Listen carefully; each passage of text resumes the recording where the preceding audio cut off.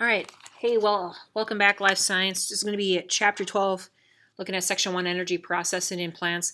This first section might seem like review because we're going to talk about photosynthesis today and cellular respiration tomorrow. So I do apologize, but they kind of just want to make sure you guys know what photosynthesis is and cellular respiration because it's not going away. When you guys take Biology 10, there'll be a whole chapter dedicated to photosynthesis, a whole chapter dedicated to cellular respiration. If you take college biology, the same thing. So just looking at energy processing plants, cool thing about plants is that they do both. They do photosynthesis and cellular respiration, whereas we animals can only do cellular respiration.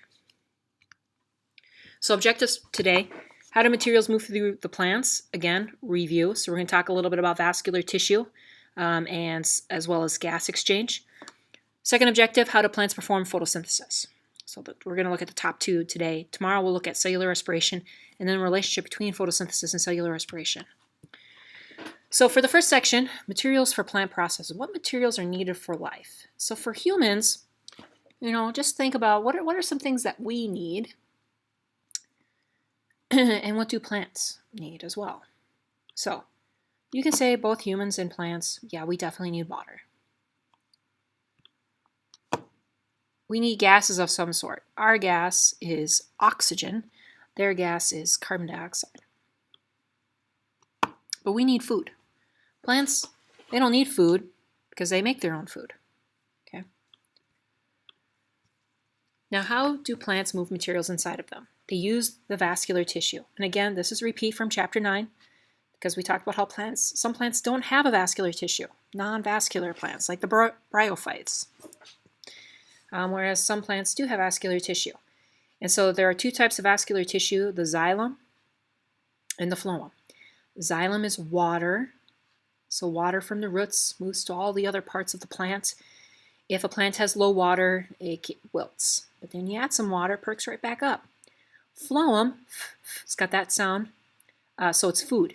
In this case, the food is sugar. It moves sugar from leaves, because that's where it's made, down to all the other parts of the plant. Now, the sugar kind of has two outcomes. It's either going to be broken down for energy through the process of cellular respiration, or it's going to be stored as food, primarily down in the roots. Okay, we said that plants also need gases. So what part of the plant is associated with that? The stomata. So here are these stomatas. Okay, they kind of look like little mouths, and they open and close, and they allow CO2 in, but then they release oxygen and water out. So I boxed those two because that's usually what comes out of a stomata.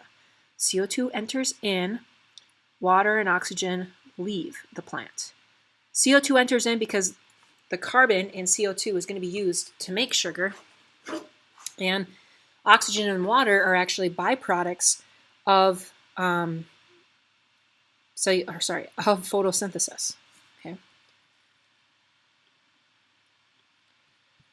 So here is our photosynthesis equation, and you've seen this before, but definition of photosynthesis in case you forgot. Series of chemical reactions that convert light energy, water, carbon dioxide into food energy molecule glucose, and it gives off oxygen.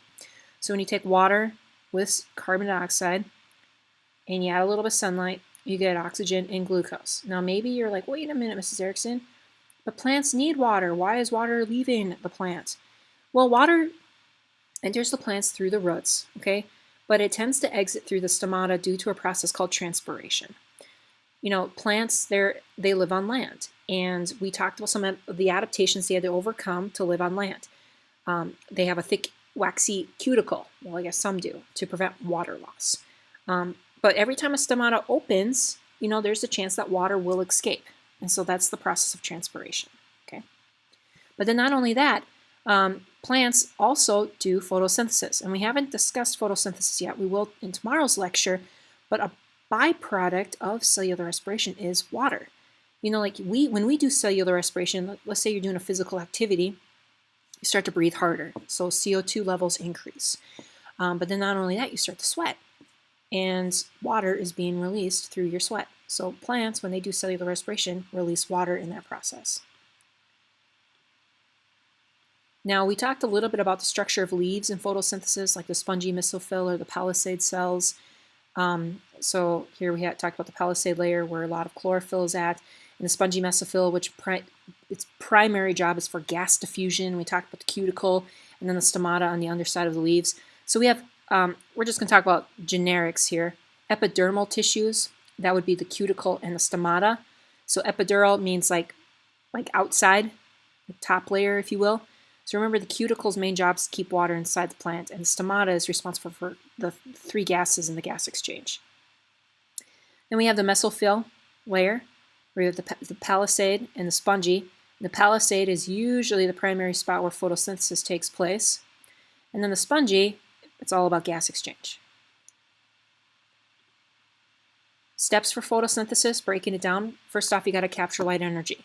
So inside the organelle chloroplast, there's a pigment called chlorophyll that absorbs sunlight, and it transfers it to other molecules, and in the process, water is made, as well as oxygen. And then the second step, so this is like the photo part, the second step, the synthesis stage, is making the sugars.